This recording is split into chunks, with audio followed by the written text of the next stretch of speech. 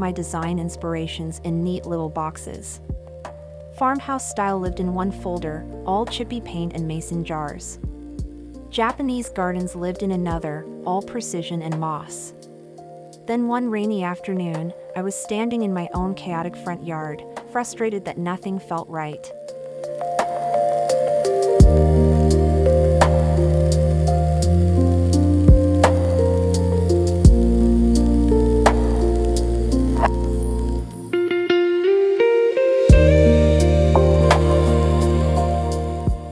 I need you to hear me on this because I struggled with it for years. Small spaces are not limitations. They're laboratories. When you only have a few hundred square feet to work with, every single decision matters more. You can't hide behind sprawling lawns or massive plantings.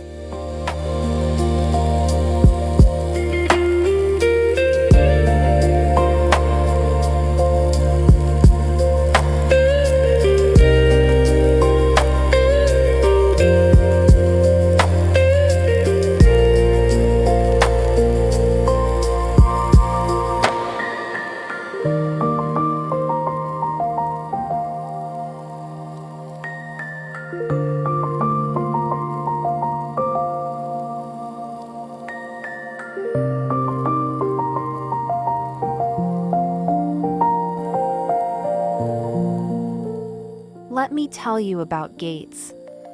For years, I thought a gate was just, a thing you open. Then I visited a friend's property in the countryside, and her front gate was this magnificent, weathered cedar thing with the most delicate gaps between the boards. Sunlight filtered through like stars.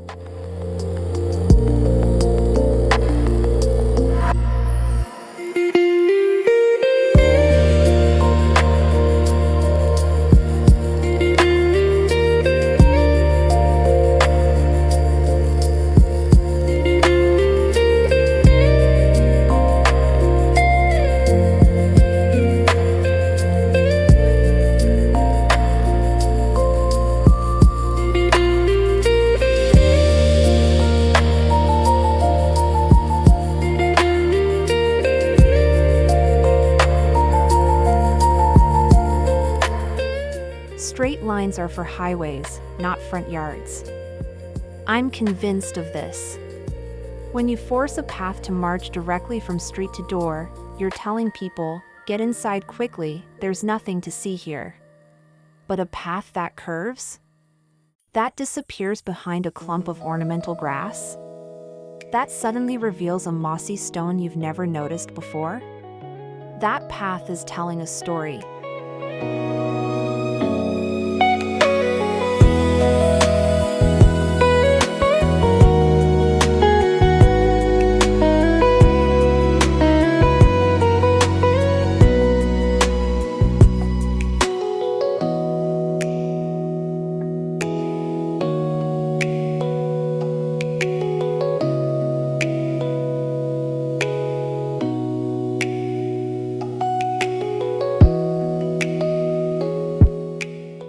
I have a confession to make.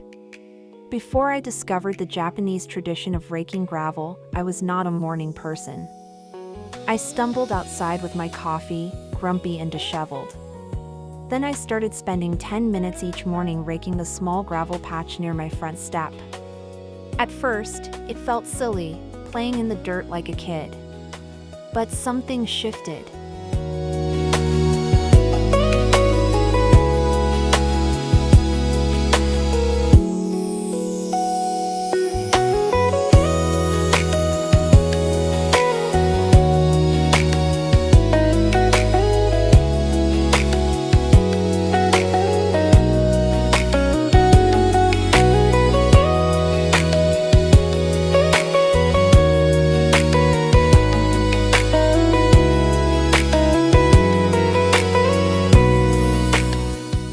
I cannot pass a pile of old barnwood without stopping. My husband thinks I have a problem, and he's probably right. But here's the thing, every weathered board, every nail hole, every streak of rust tells a story I'll never fully understand.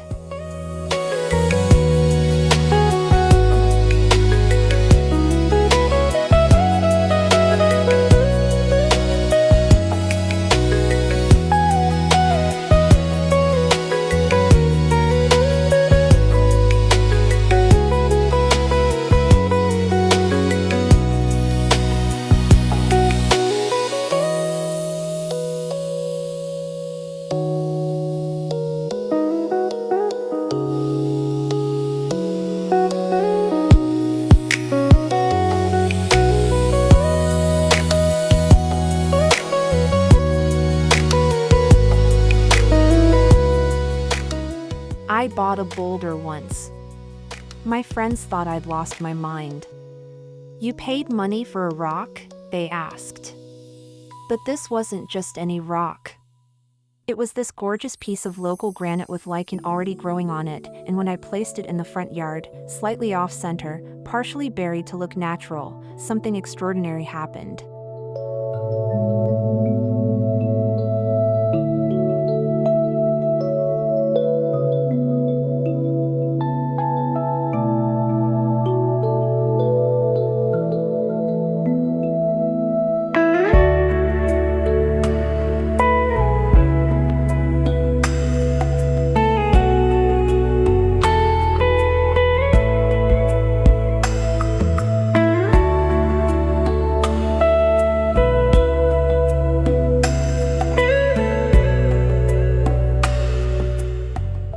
Plant pairing is like matchmaking, and I've learned to trust my instincts.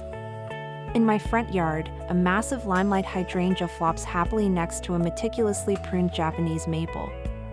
They shouldn't work together. One is chaotic and blowsy, the other is controlled and architectural. But they're magnificent together.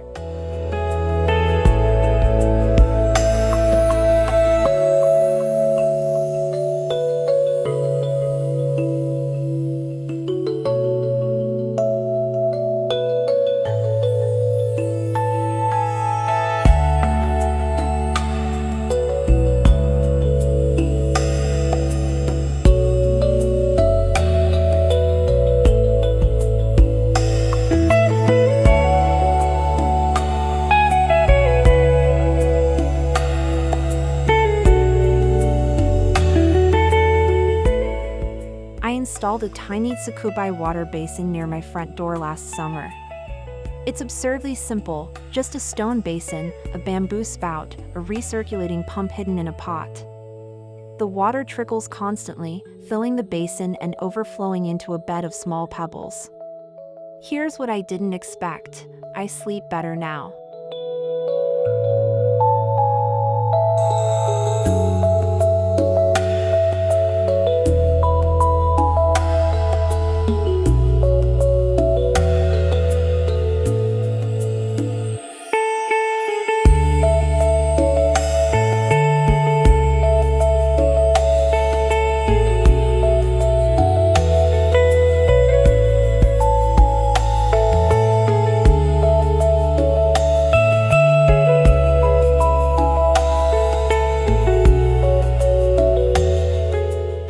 I built a bench from cedar planks and placed it under a simple arbor near the path. Nobody sits on it. Not really. Sometimes a neighbor perches there to tie a shoe. Sometimes a kid uses it as a base for a game. But mostly, it's empty. And I've come to love that emptiness.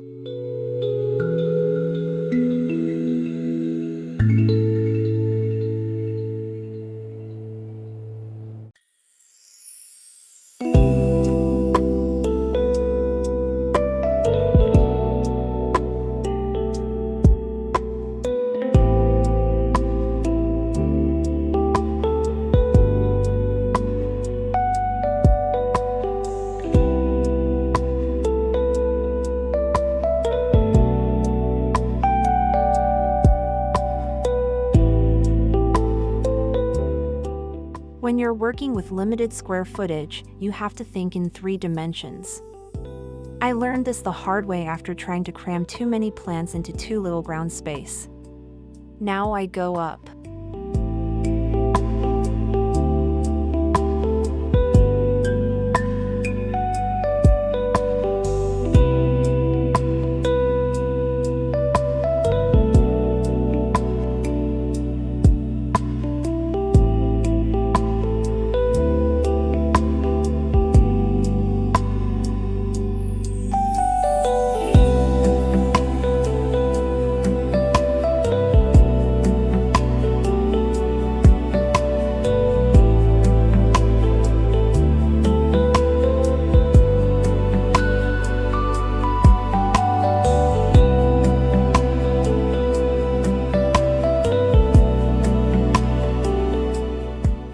I used to think garden lighting meant floodlights that turn night into day. Then a friend gifted me a simple stone lantern from a garden center closing sale. I placed it near the path, ran a low voltage line, and waited for darkness.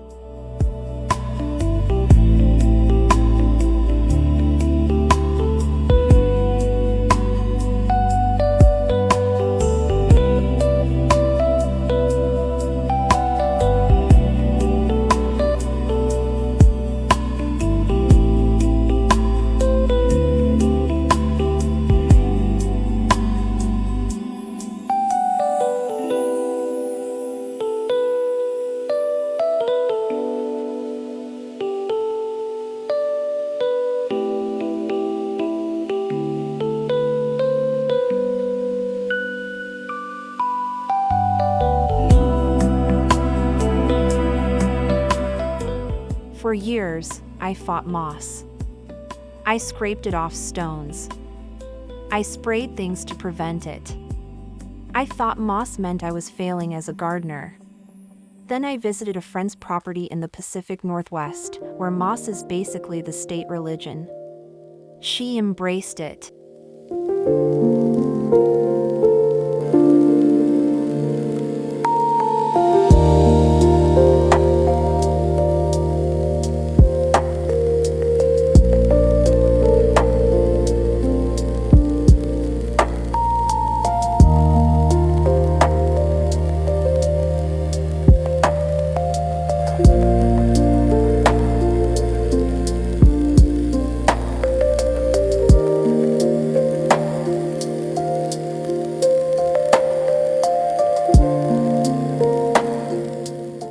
This surprised me. I didn't expect my front yard redesign to affect my relationships with neighbors.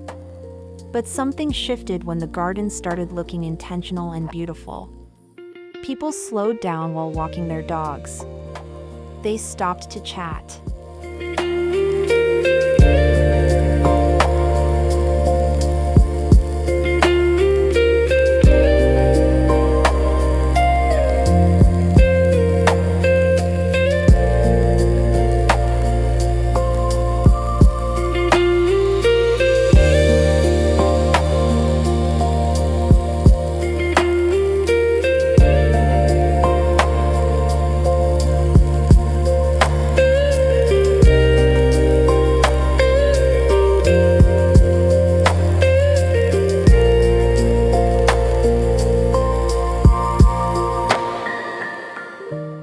I have a terracotta pot in my front yard that I'm irrationally attached to.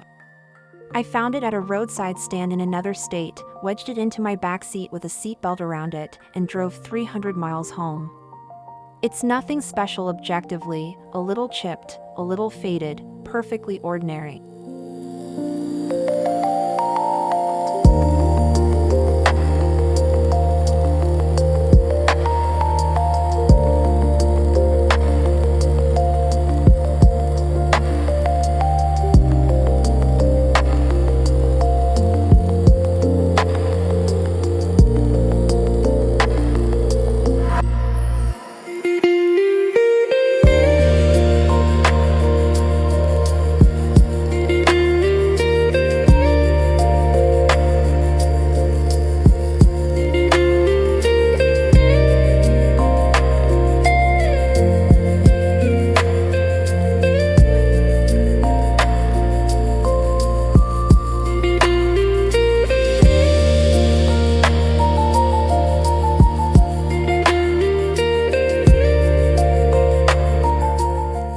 This might scandalize some garden purists, but I grow vegetables in my front yard.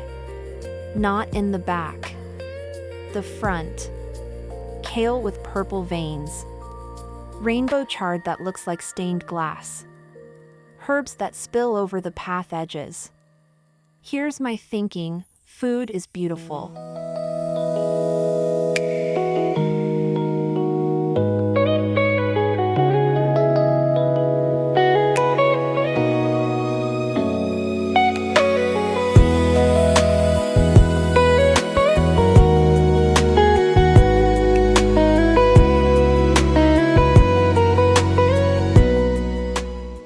Okay, I didn't actually count. But I could. Working in this garden has taught me to see green in ways I never did before. The blue-green of a dwarf pine.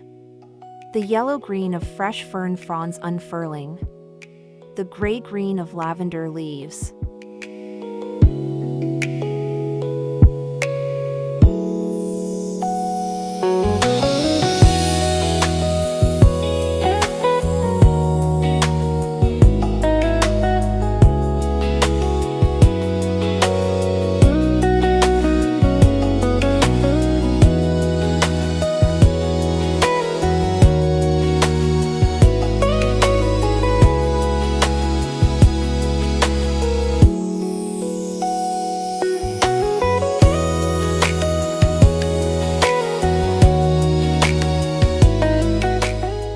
My front yard is maybe 400 square feet, but it has 3 distinct rooms. There's the entry room, gravel, stone lantern, the welcoming bench. There's the path room, meandering, intimate, framed by ferns and hydrangeas.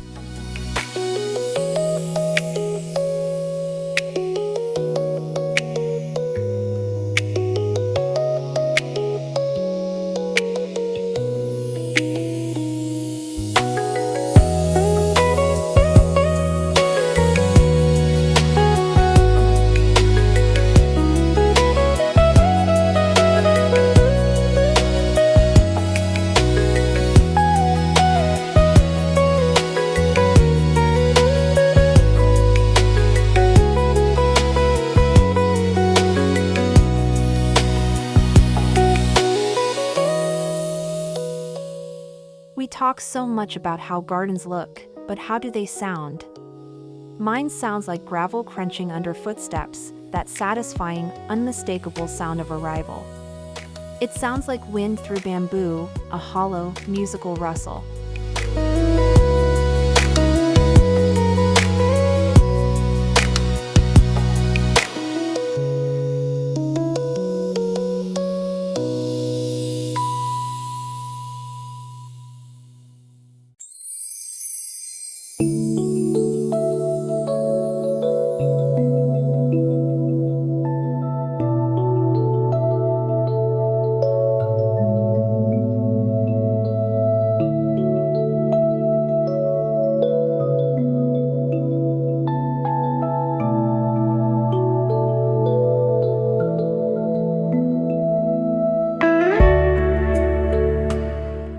Here's a design principle I invented through pure trial and error.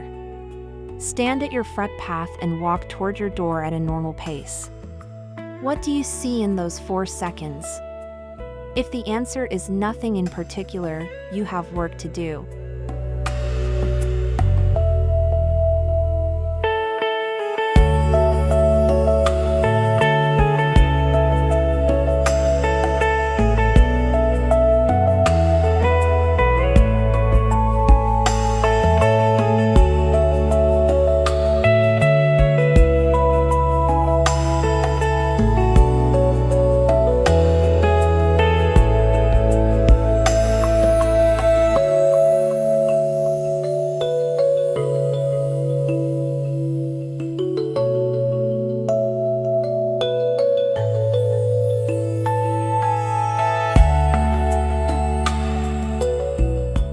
The first winter after I planted everything was humbling. The hydrangeas died back to sticks. The perennials disappeared entirely. The ferns turned brown and flattened. For a moment, I panicked. Had I failed? Then I stepped back and looked at what remained.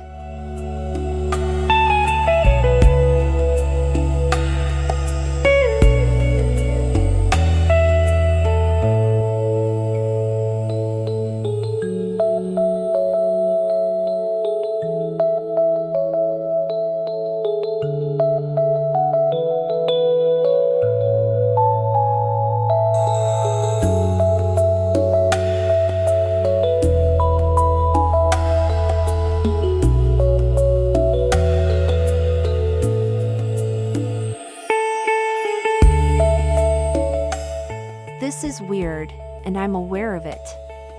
But I touch my garden constantly. I run my hand along the fence boards, feeling their roughness. I stroke the moss like a pet. I let my fingers drag through the gravel. I touch the leaves, not checking for pests, just touching.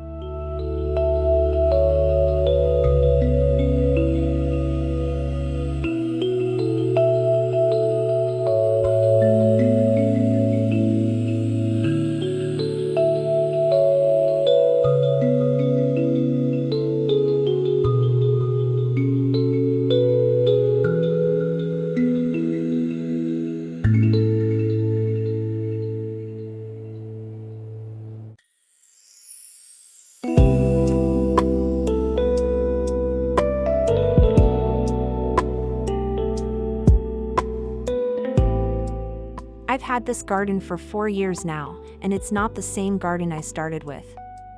Neither am I. Plants have died. Others have thrived in unexpected ways. I've moved stones 3 or 4 times, searching for the right arrangement.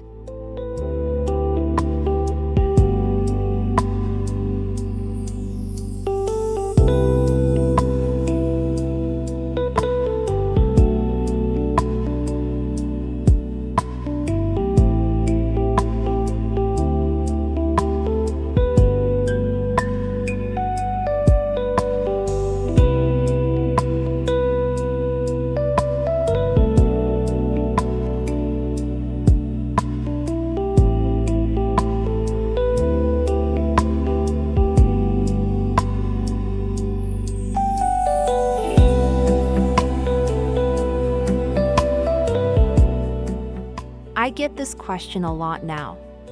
Neighbors, friends, even strangers walking by stop and ask how I created the space. And I never know quite how to answer. Do I tell them about the Japanese garden books I studied? The farmhouse blogs I devoured? The mistakes I made? The plants I killed? The stones I moved and moved again? The truth is, this garden emerged from 1,000 small decisions, most of them wrong at first.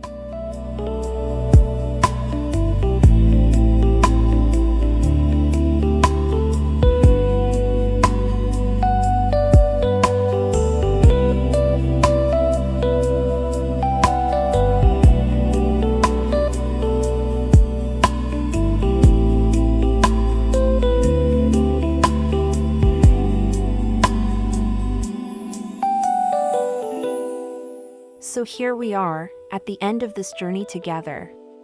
26 paragraphs later, I hope you feel what I feel, that your small front yard isn't an afterthought or a problem to solve. It's an opportunity. It's the first thing you see every day and the last thing you see before you disappear inside.